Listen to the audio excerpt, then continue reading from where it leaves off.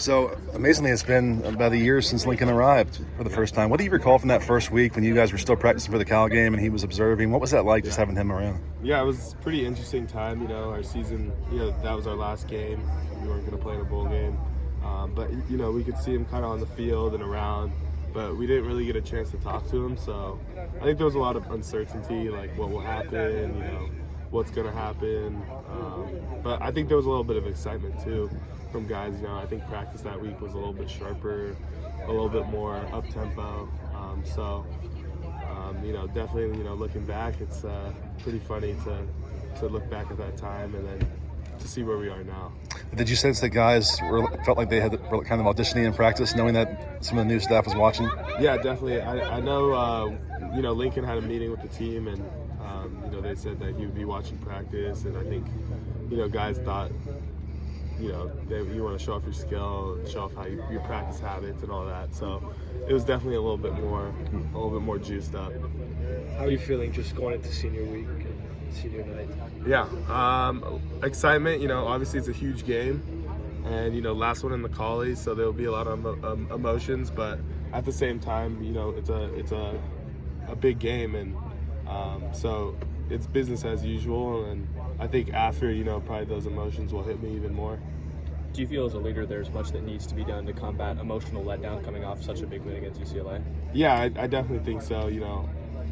After a big win like that, obviously a lot of emotions, played our hearts out, but we got to regroup. We got another rivalry game in the Collie, senior night. So just keeping focus and not get too distracted and all that commotion outside. Was the energy level up to your standards today in practice?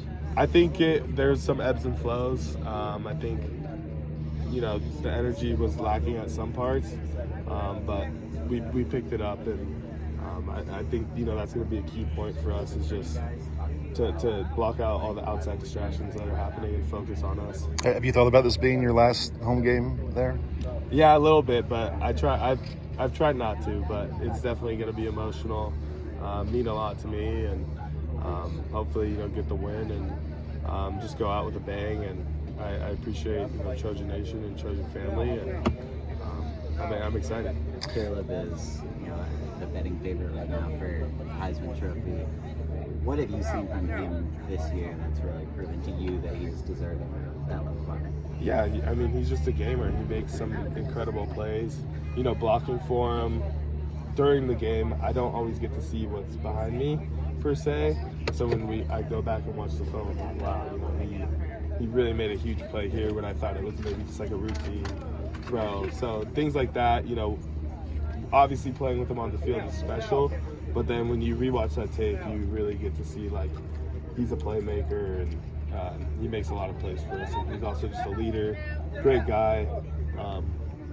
Help build this culture, help establish the culture, and he's just been an awesome teammate and a tremendous talent. We saw the emotions post game with Bobby on the field with some of the coaches.